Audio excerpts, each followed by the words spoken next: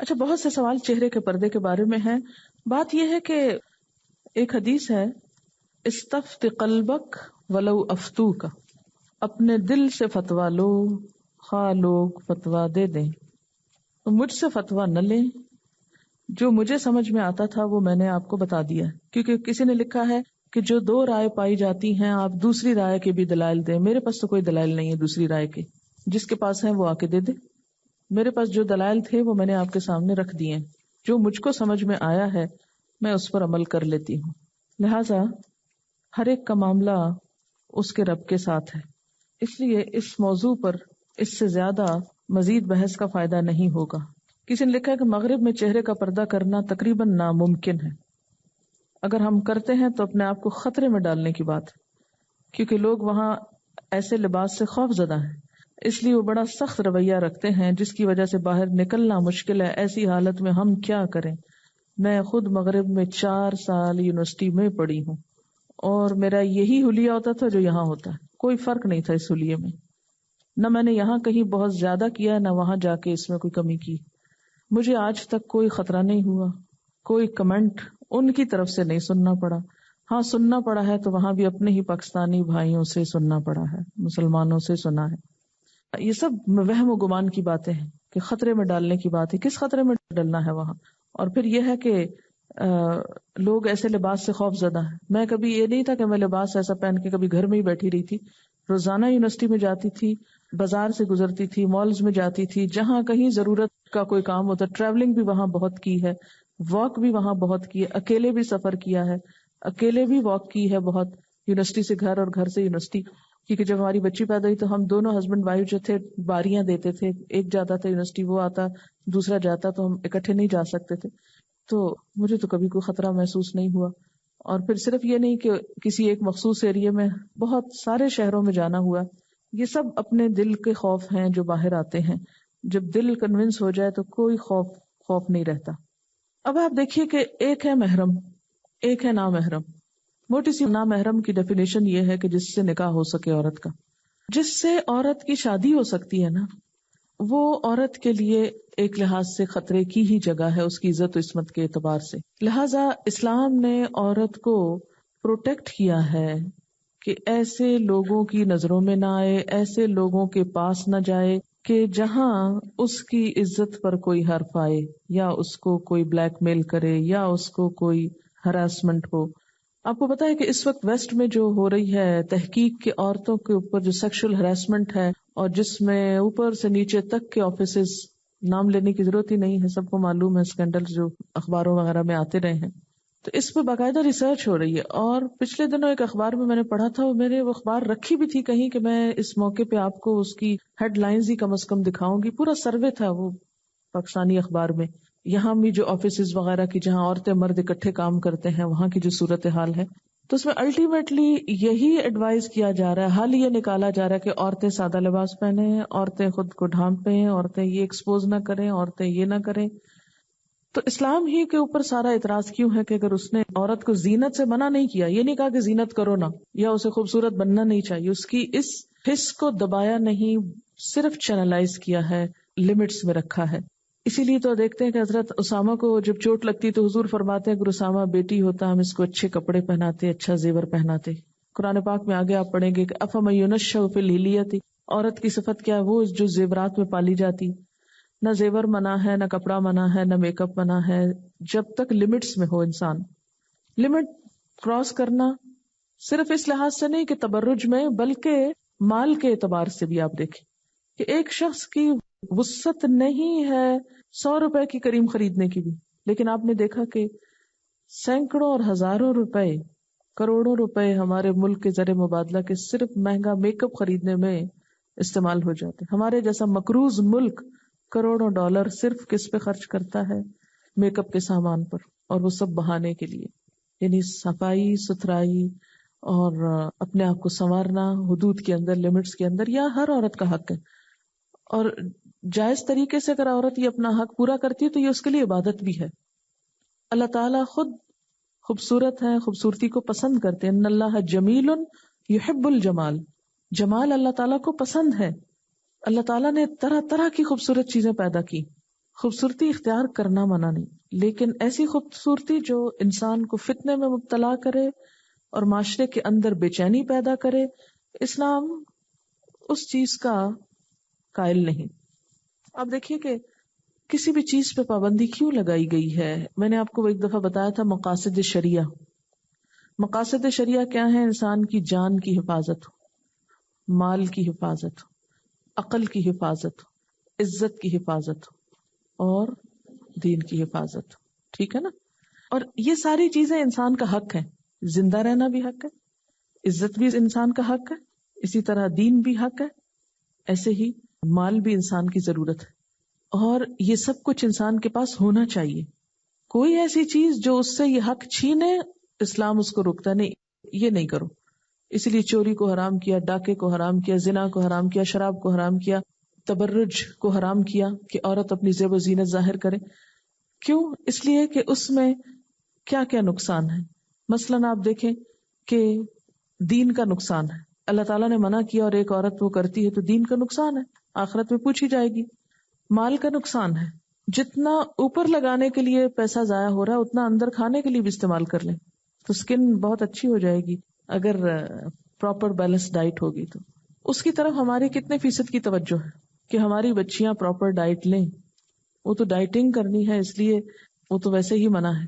Proper کھانے کا طریقہ کیا ہے ہمیں نہیں معلوم، صحت مند رہنے کے راز اصول کیا وہ ہم کو نہیں معلوم، علم ہے ہمارے پاس یا نہیں اس کی کوئی ہمیں پرواہ نہیں۔ لیکن دوسری طرف صرف ظاہری چکا چوند، صرف ظاہری طور پر شخصیت کو سنوارنے کے لیے ہزاروں لاکھوں روپے بھی صرف کر کے ہمیں چین نہیں آتا اور ایک کے بعد ایک چیز آزماتے رہتے ہیں۔ اب آپ دیکھیے کہ مال کا کتنا ضیاع ہے، کیا یہ اسراف میں نہیں آتا؟ ایک اینٹی ایجنگ کریم جو ہے وہ کتنے ڈالر کی ہے۔ میری ایک اسٹوڈنٹ تھی تو اس کی بہن وہاں کسی اسٹور میں کام کری اور وہ اسٹور بھی اس کا ہی ہے، میک اپ وغیرہ کی چیزوں، اس کی کمپنیز کے ساتھ بھی ڈیل رہتی ہے، تو باقاعدہ سروے کرتے رہتے ہیں کمپنیز والے کہ لوگوں کا ٹرینڈ کیا ہے، کیا اور پیش کیا جو لوگ کس چیز پہ جاتے ہیں۔ کہتے ہیں کہ بعض اوقات بالکل چیپ سی چیزیں ہوتی ہیں لیکن مہنگی سے مہنگی کر کے بیچتے ہیں اور بڑی بڑی اشتہار ساتھ لگاتے ہیں تاکہ لوگوں کو ٹریپ کیا جائے، حالانکہ اثر اس کا کوئی خاص نہیں ہوتا۔ پھر ایک کمپٹیشن چل پڑا، اور کل بھی جیسے بات ہو رہی تھی کہ عورت کے ذہانت، قابلیت، لیاقت، اس کے اخلاق، اس کے دین، اس کے خاندان، کسی چیز کی کوئی ویلیو نہیں رہی۔ صرف اگر ایک ویلیوبل چیز رہ گی تو وہ حسن رہ گیا، یا حسن کو مزید نکھارنے کا جس کو زیادہ طریقہ آتا ہو۔ اور اس سب سے عورت ٹھیک ہے شوہر کے لیے جائز ہے، لیکن شوہر کے لیے بھی وہ کیا بن گئی ہے؟ گڑیا بن گئی بس۔ یعنی چاہے شوہر کے لیے بھی ہو تو اس کی بھی ایک لمٹس ہیں کہ عورت کا کام صرف سجنا بننا اور دوسرے کے لیے بس ایک خوبصورت پیس، شو پیس بن کے رہ جائے، اس سے آگے وہ کوئی چیز نہیں ہے، اس کی کوئی ذمہ داریاں نہیں ہیں، اس کو کچھ اور نہیں کرنا، اس کے اندر کوئی روح نہیں ہے، کوئی عقل نہیں ہے، کوئی صرف حجاب کے مسئلے کو محض حجاب کے ساتھ مت ریلیٹ کیجئے کہ یہ جو حجاب ہے اور پابندی ہے اور عورتوں کو بند کر دیا گیا اور بالکل وہ باہر نہیں نکل سکتی اور وٹامن ڈی سے محروم رہے، دھوپ شوپ نہ لگے ان کو، اور یہ نہیں ہے۔ بات یہ ہے کہ وہ حجاب کیوں، اور اگر نہیں تو کیوں، وجہ کیا ہے؟ تو پورے دین کے اس میں رکھ کے دیکھیے کہ یہ ایک حصہ ہے اور مسلمان عورت کی پہچان ہے۔ آپ نے آخری آیت میں کیا پڑھا؟ ذالک ادنی ان یعرفن، کہ ایسے لباس میں مسلمان ہو رہا تو دور سے پہچانی جائے وہ مسلمان جا رہی ہے۔ حجاب اور مسلمان عورت لازم و ملزوم ہے، اس کے بغیر اس کا تصور ہی نہیں۔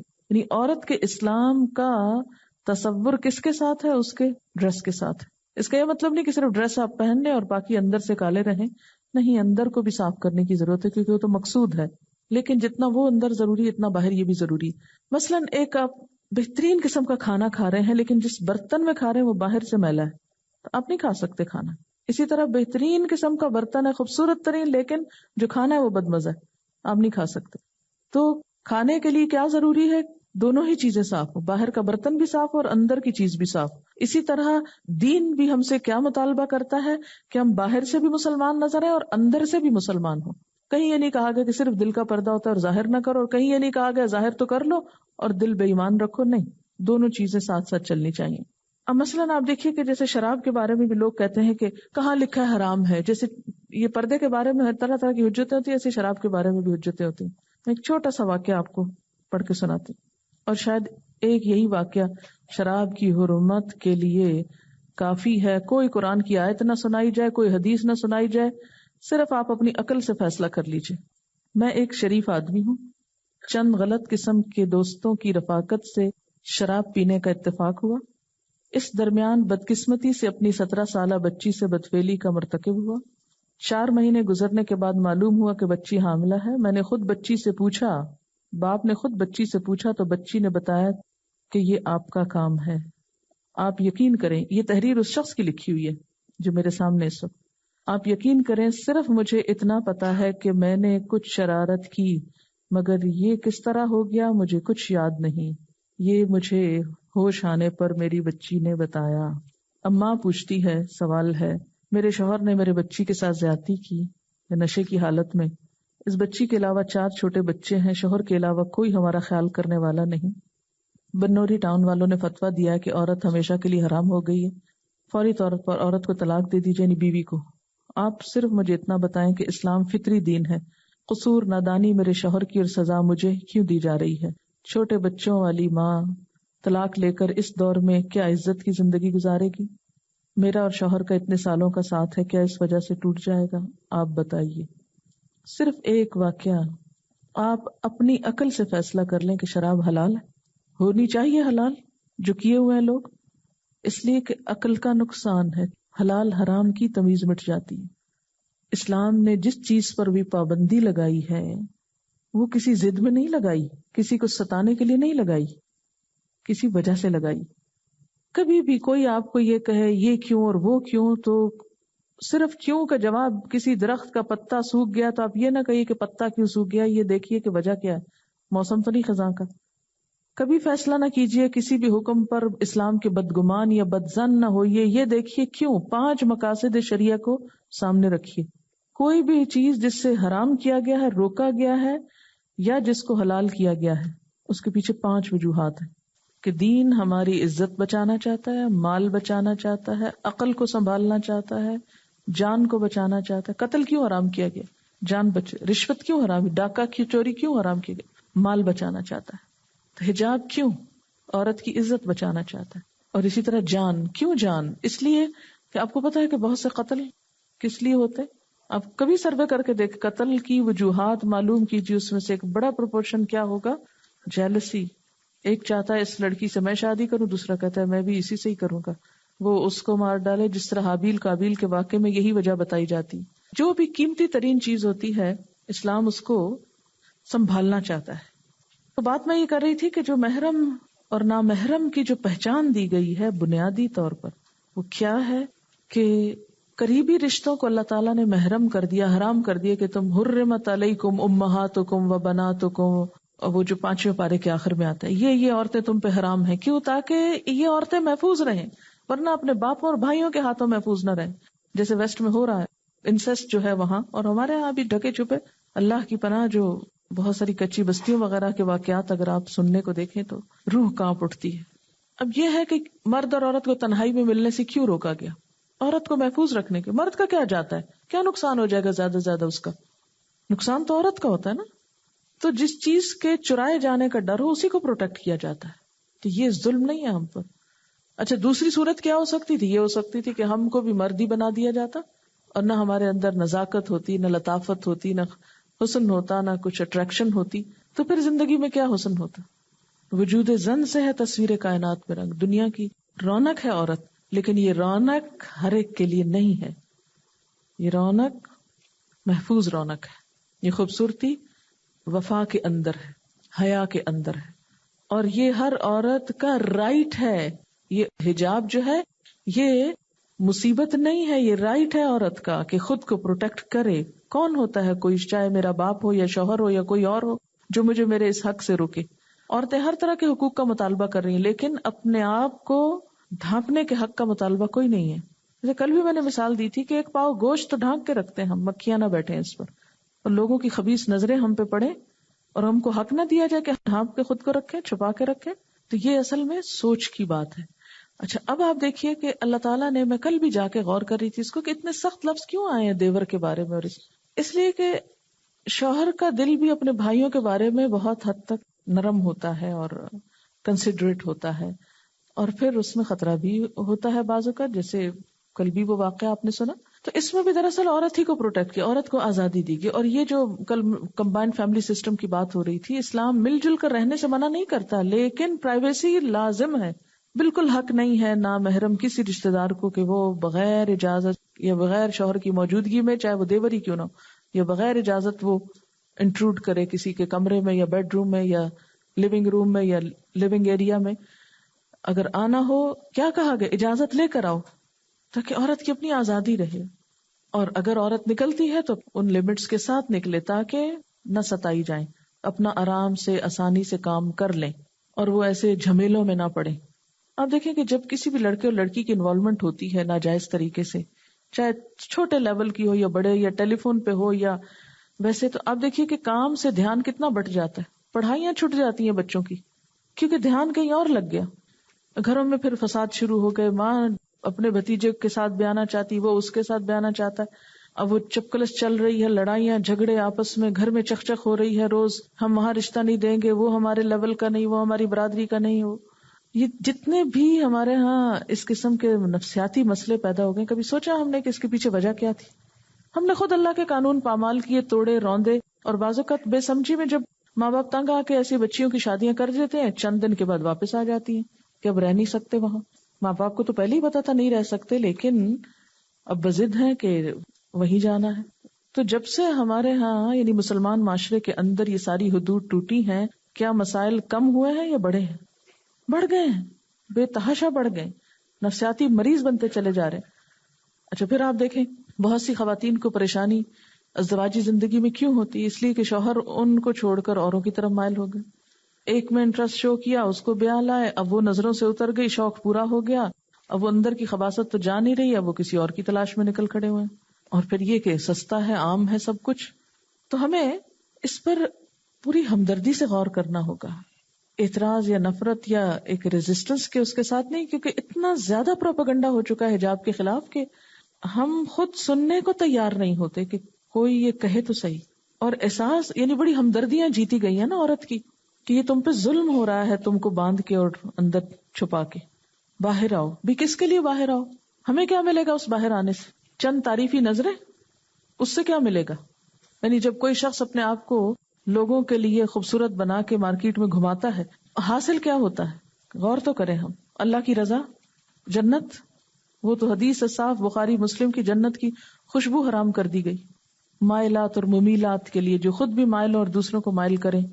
اور دلوں کا چین کس طرح رخصت ہو جاتا ہے. آپ بھی اسی معاشرے کے اندر رہتے ہیں، آپ کو بھی معلوم ہوگا بہت سے ایسے واقعات کے بیوی کسی کی ہے، دلچسپی کسی اور میں ہے، گھر میں دل ہی نہیں لگ رہا، شادی میں کسی کے ساتھ بندھے ہوئے ہیں، دل کہیں اور اٹکا ہوا ہے. کیوں ہو رہا ہے یہ سب کچھ؟ کیوں گھروں کے چین رخصت ہیں؟ اس لیے کہ ہم نے خود ہی ان سب چیزوں کو جائز کر لیا. اور یعنی نعوذ باللہ یہ نہیں کہ ہم سب کو بری نیت سے دیکھ رہے ہیں. میں نے کل بھی کہا تھا کہ ہو سکتا ہے آپ کے دل میں کوئی برا خیال نہ ہو، برائی نہ ہو، لیکن لوگوں کی نظروں کا کیا کریں گے؟ ان کو کیسے پاک کریں گے آپ؟ صحابہ کرام کو کیوں کہا گیا ازواج مطہرات سے بات کرو تو حجاب کے پیچھے سے کرو؟ کیوں؟ وجہ کیا بتائی گئی تھی؟ ذالکم اطہر لقلوبکم وقلوبہن، یہ بات زیادہ پاکیزہ ہے تمہارے دلوں کے لیے اور ان کے دلوں کے لیے. کیونکہ ایک فاصلہ آ جائے گا نا، ایک ڈسٹینس آ جائے گا، ایک رکاوٹ آ جائے گی بیچ میں. ایک اور چیز بھی یاد رکھیے کہ ایک لباس ہے گھر سے باہر نکلنے کا، جیسے جلباب اور یہ سب کہا گیا، ایک ہے گھر کے اندر جیسے رشتہ دار ہیں نامحرم لیکن رشتہ دار ہیں، تو وہاں کے لیے جو ہمیں چیز احادیث وغیرہ سے ملتی ہے اس میں بسا اوقات کچھ پابندیاں نرم ہیں. یعنی ہنسی مذاق وغیرہ تو وہ نہیں ہوگا جو کسی بھی نامحرم سے نہیں ہوتا، چاہے دیور ہی ہو. بعض اوقات یہ ہوتا ہے کہ خواتین، ہمارے ہاں پنجاب میں ایک رواج ہے، جب شادی ہوتی ہے دلہن کی تو دلہن کے یہاں گھٹنے پہ لا کے دیور کو بٹھایا جاتا ہے بعض اوقات. جی ہاں، جو چھوٹا ہوتا ہے نا شوہر سے اس کو، اور سر پہ ہاتھ پھیرنا اور فزیکلی ٹچ کرنا بھی کوئی برائی سمجھی نہیں جاتی. بہت قسم کے فضول قسم کے رواج موجود ہیں، لیکن اسلام اس کو ریکمینڈ نہیں کرتا. اب آپ دیکھیں کہ بعض اوقات ایسی مجبوریاں بھی ہوتی ہیں کہ جیسے ساس فوت ہو گئی، بہو کو دیوروں کو بھی دیکھنا پڑ رہا ہے، جوان ہو رہے ہیں بچے، یہ سب کچھ پالنے پڑتے ہیں. بعض اوقات بہت چھوٹے بچے ہوتے ہیں، ان کو بچوں کی طرح ان کو براٹ اپ کیا جاتا ہے. تو ایسی صورت میں آپ دیکھیں کہ ایک لمٹ کے ساتھ وہ پابندی نظر نہیں آتی جو گھر سے باہر کے لیے ایک پابندی ہے. مثلاً آپ دیکھیں کہ حضرت ام ہانی کے بارے میں آتا ہے، آپ کی چچا زاد بہن تھی اور کزن لگتی ہیں ایک طرح سے، لیکن حضور صلی اللہ علیہ وسلم سے ان کے چہرے کے پردے کے بارے میں نہیں ملتا.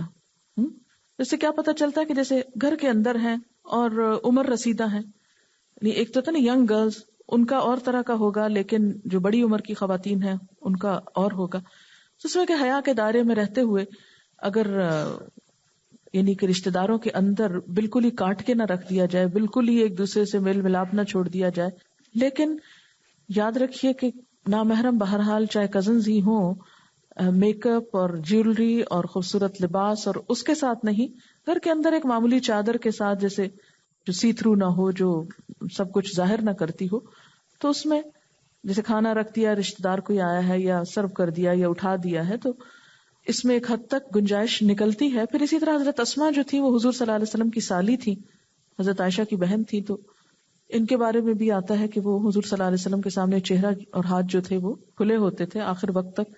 وہ جو ابن ام مکتوم کے ہاں عدت گزارنے کے لیے آپ صلی اللہ علیہ وسلم نے ایک خاتون کو کہا تھا، دوسری جگہ نہیں کہا کہ وہاں بہت لوگ آتے جاتے ہیں. تو یوں معلوم ہوتا ہے کہ جیسے گھر کے اندر کے جو نامحرم ہیں ان سے نسبتاً پابندی ہے تو صحیح، یہ نہیں کہا کہ ان کے سامنے زیرت کا اظہار کرو، لیکن وہ جو بالکل غیر اجنبی باہر کے لوگ ہیں ان کے مقابلے میں نسبتاً نرم. یہ جیسے گھر میں اگر نوکر مرد کام کر رہے ہیں تو بالکل آپ برقع پہن کے تو ان کے ساتھ کچن میں نہیں جائیں گے، لیکن یہ بھی نہیں کریں گے کہ گلے میں دوپٹہ ڈال کے جائیں. تو اس میں یہ ہے کہ میک اپ وغیرہ نہ ہو، بال نہ ننگے ہوں، گلا گردن اور جسم جھلکتا نظر نہ آئے، ایسے لباس نہ ہو. تو ایک نارمل بغیر زینت کے کپڑے میں اگر کام کروا رہے ہیں تو ایک مختلف صورت ہوتی. اسی طرح یہ کہ ینگ گرلز اور پھر عمر رسیدہ خواتین کا فرق آپ نے سورۃ نور میں پڑھا کہ ان کے لیے کیا حکم ہے کہ جو شادی کی عمر سے گزر جائے تو کوئی حرج نہیں اگر اپنے لباس اتار لیں. اور وہ لباس یہ نہیں کہ جسم کا یدانا سیابن، سیاب کا لفظ ہے وہاں، لباس کا لفظ نہیں ہے. سیاب صوب اس اوپر والے ہی اوڑھنی یا کپڑے کے لیے کہا جا رہا ہے جو جلباب کی شکل میں ہو سکتا ہے، کیونکہ بوڑھی عمر کی عورت جو اپنے آپ کو سنبھال نہ سکے وہ چادر کہاں سے سنبھالے گی، تو اس کا ڈریس ہلکا کر دیا گیا. اسی طرح کسی نے کہا کہ لوگ کہتے ہیں کہ جلباب اگر اوپر سے ڈالنے والی چادر ہے تو آنکھیں بھی بند کرنی چاہیے، کیونکہ لوگ آنکھوں پر باریک کپڑا اور ہاتھوں میں گلو پہنتے ہیں اور موزے پہنتے ہیں، تو اس کا صحیح مطلب سمجھا دے. اس میں نے آپ کو ابو عبیدہ کی روایت جو ہے اور ابن عباس کی تفسیر جو ہے ان سے جب یہ پوچھا گیا تو انہوں نے چادر اٹھائی اور اس طرح اوڑھ کے دکھائی کہ آنکھیں کھلی تھی، کیونکہ بہرحال راستہ دیکھنا ہے، پڑھنا ہے. اگر ایک حدود کے اندر یہ سب ہے تو آپ کے لیے کہیں جا کر پڑھنا، سیکھنا، لکھنا، لکھانا کوئی بھی چیز پر مشکل نہیں ہوتی. آپ کہیں بھی موو کر سکتے ہیں اپنی لمٹس کے ساتھ. جی ہاں بالکل، مشکلوں میں ڈالنا مقصد نہیں، مشکلوں سے بچانا مقصد ہے. اسی طرح مثلاً یہ کہ اگر آپ گاڑی میں ہیں تو ظاہر ہے گاڑی کے اوپر ایک کور آ جاتا ہے، اور اگر شیشہ تھوڑا ڈارک ہے تو اس میں اگر آپ نے بہت اپنے آپ کو نہیں بھی باندھا، وہ ہلکا سا کھول دیا ہے تو بھی اس میں حرج نہیں ہے. اگر ہاں یہ خطرہ ہو، اور خاص طور پہ جب اشاروں کے پاس آپ جا کے رکیں، گاڑی روکیں، پھر آپ دیکھیں کہ لوگ کس طرح، لوگوں کا اور شغل ہی کون نہیں سوائے اس کے کہ آپ کی گاڑی میں جھانکیں اور ایک اوپر سے نیچے تک آپ کے سراپے کو گھوریں، تو ایسی جگہوں پر خاص طور پر پھر احتیاط کی ضرورت ہے. اسی طرح بازار میں. اور یاد رکھیے کہ سارے معاملے میں کہاں کیا کرنا ہے، سب سے بڑا انڈیکیٹر عورت کے اپنے اندر لگا ہوا ہے. دوسروں کی نظروں کو پہچان اللہ نے ایسی دی ہے کہ انسان ان کو اگنور نہیں کر سکتا. اور یاد رکھیے کہ یہ جو کہتے ہیں نا چہرے کے پردے میں اختلاف ہے، اس میں کوئی اختلاف نہیں کہ جہاں فتنہ ہو وہاں عورت کو ڈھانکنا چاہیے، اس میں کوئی اختلاف نہیں. جو فرق یا رخصت ہے وہ اس حد تک ہے کہ جہاں فتنہ نہ ہو وہاں کچھ نہ کچھ گنجائش ملتی ہے. لیکن میرے پاس سچ کوئی ایسے دلائل نہیں ہے کہ میں آپ کو کہوں کہ اس بات کی رخصت کے یہ اور یہ دلائل ہے. میں نے جو کچھ پڑھا ہے وہ صرف فتویٰ نہیں، تقویٰ کا تقاضا یہی ہے کہ میکسیمم اپنے آپ کو انسان بچا کر رکھے. نبی صلی اللہ علیہ وسلم نے فرمایا ما ترکت بعدی فتنةً اضر علی الرجال من النساء، صحیح بخاری کی روایت ہے، میرے بعد تمام فتنوں سے زیادہ نقصان دہ فتنہ مردوں کے لیے عورتوں کا فتنہ ہے.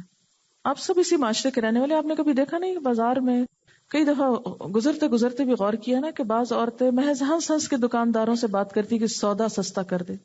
اس قدر تکلیف ہوتی ہے اس وقت مجھے کہ اپنی مسکراہٹ بیچ کے، اپنی عزت بیچ کے اس چیز سستی لے رہی ہیں.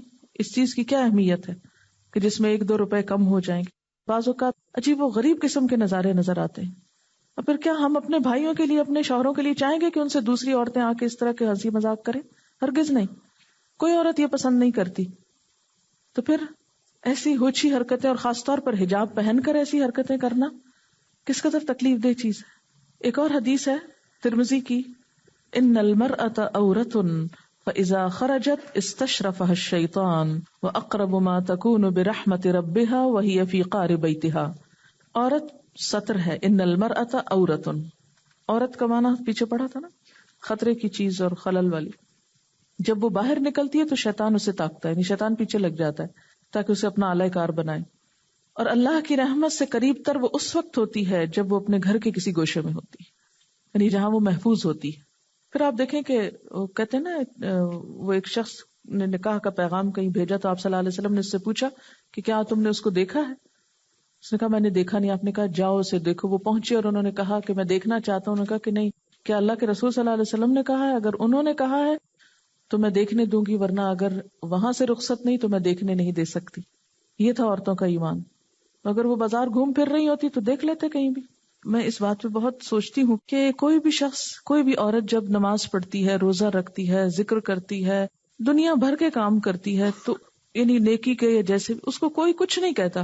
آخر کیا وجہ ہے کہ اگر کوئی عورت سر ڈھانپتی ہے یا زینت چھپاتی ہے تو سب حرکت میں آ جاتے ہیں؟ ایسا کیوں ہوتا ہے؟ یعنی لوگ آپ کا سارا دین ایکسپٹ کر لیں گے، کوئی آپ کو نہیں منع کرے گا نماز کیوں پڑھ رہے ہیں آپ، لیکن جو ہی آپ خود کو ڈھانپنے لگے، آپ خود بھی پریشان ہیں اور دوسرے بھی پریشان ہیں اور سبھی پریشان ہیں کہ یہ ہو کیا رہا ہے. اور ساری مخالفت اس پہ ہے، سارا غصہ اس پہ ہے، ساری پریشانی اس پہ ہے.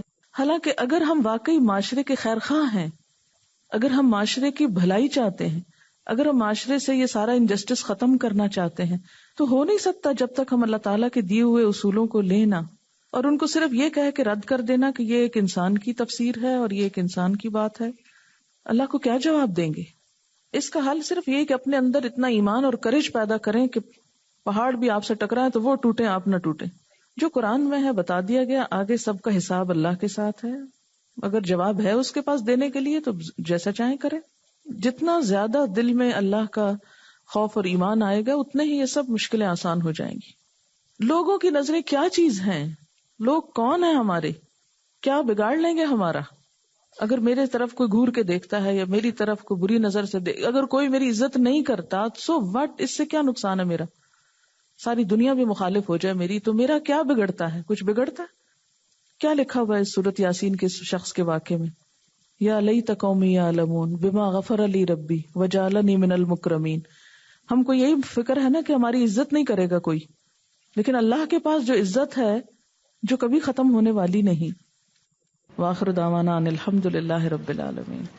سبحانک اللہم وبحمدک نشہد ان لا الہ الا انت نستغفرک ونتوب الیک.